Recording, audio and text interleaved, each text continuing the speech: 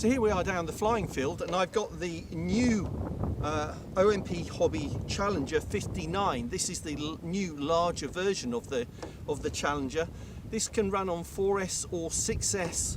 I've got a 6S 4000 pack in here. Really easy to put together. I got it as a kit, put my own servos in it, but I've got the SunnySky motor and speed controller and EOLO prop and spinner.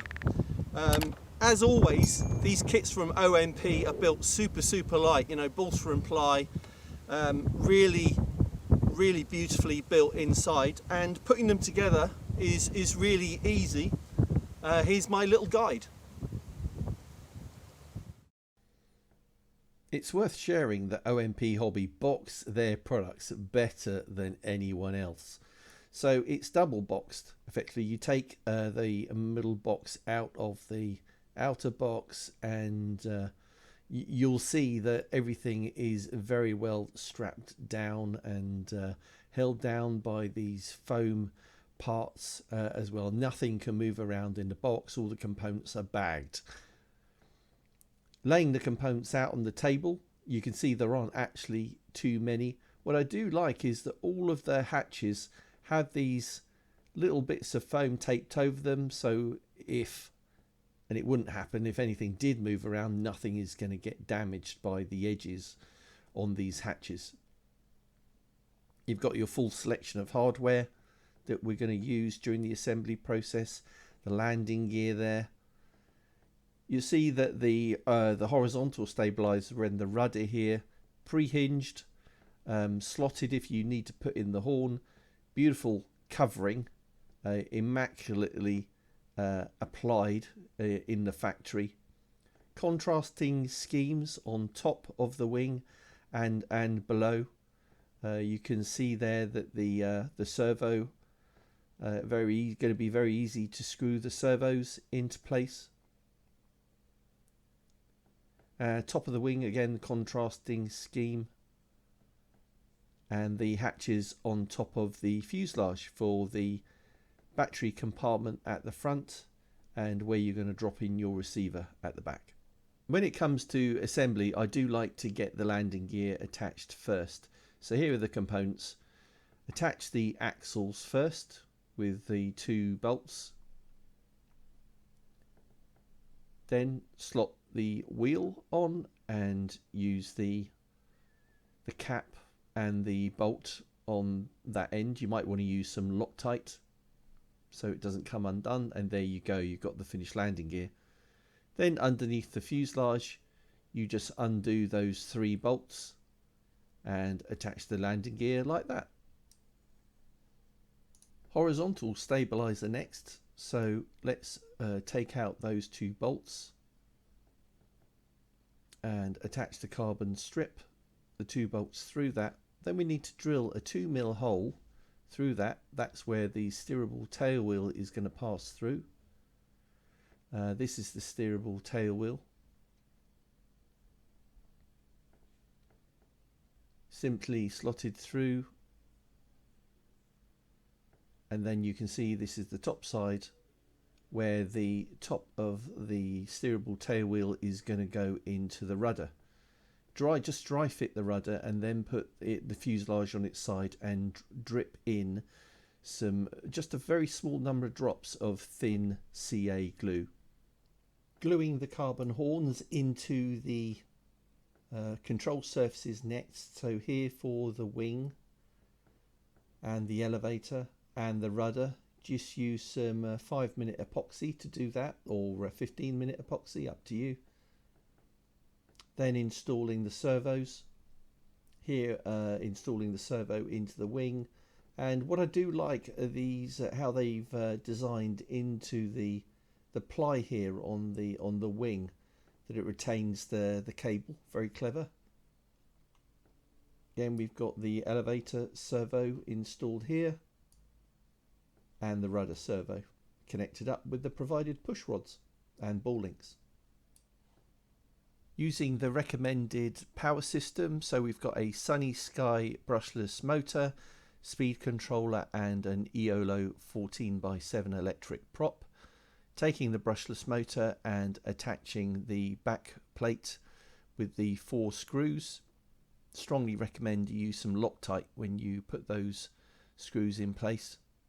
Then take off the 4 bolts from the front of the fuselage and attach the brushless motor with the 3 phase wires going downwards.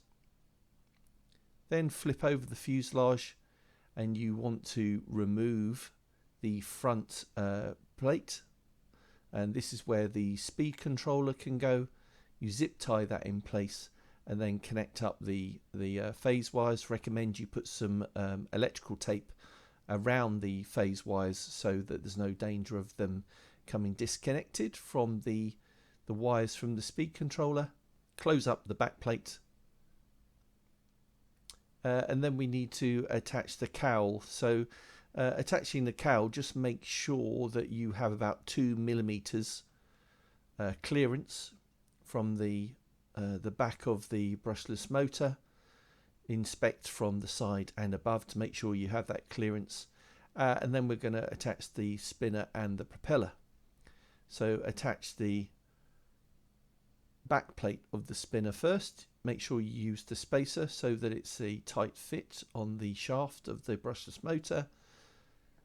Use the spacer for the propeller as well, and slide the propeller onto the shaft, and then use the provided washer and nut to hold the prop in place.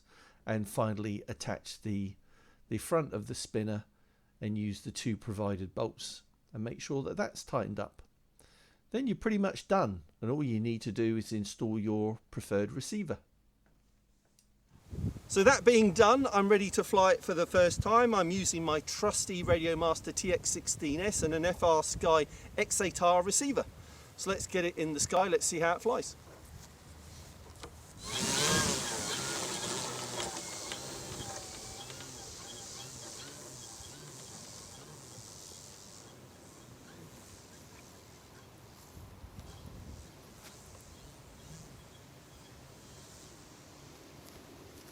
Ready, Nick? All good. Here we go.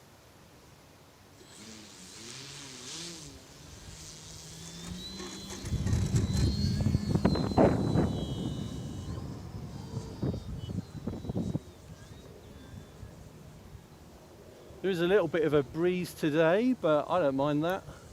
Just got to trim out, obviously.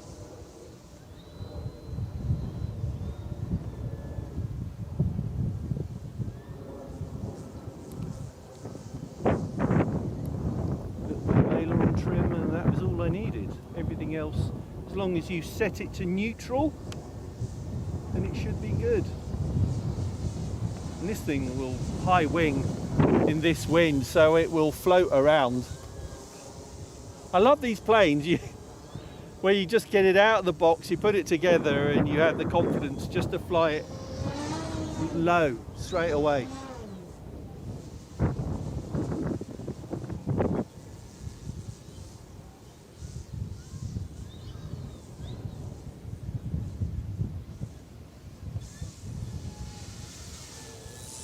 Really bright scheme. You're not going to have a problem seeing this in the sky as well. Good contrasting scheme, top and bottom. You got the nice stripes on the bottom, so if you're inverted, you're going to know it.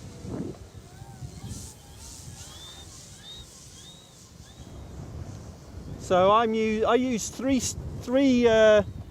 position rates. The top rate, 100% of the maximum possible throw, and then the other 2 positions on 66% and 33%, all with 30% exponential, just to make it a little bit softer in the middle of the stick.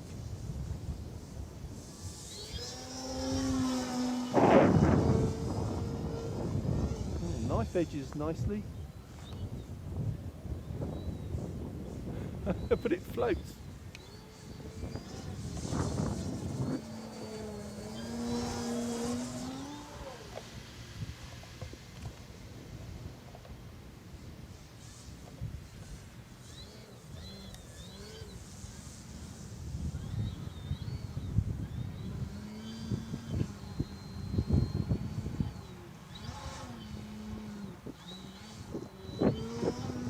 So again, when you fly anything for the first time, as my instructor Alan used to tell me, fly 3 mistakes high, just in case something happens. Learn what the plane will do.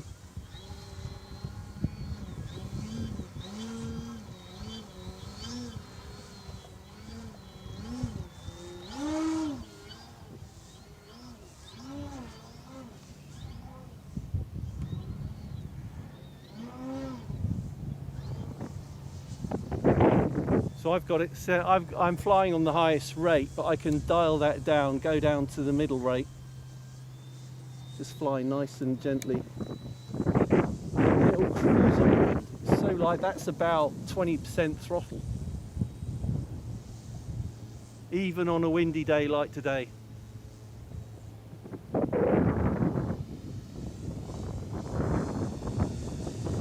Floats and floats and floats and floats.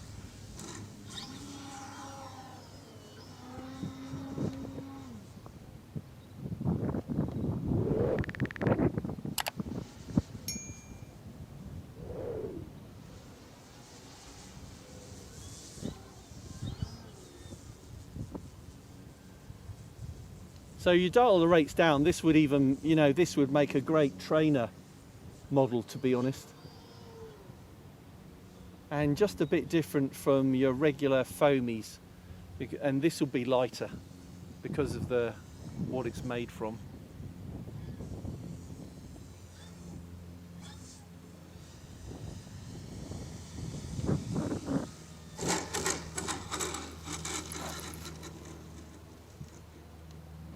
There you go, I'm happy with that for a first flight. Taxi back.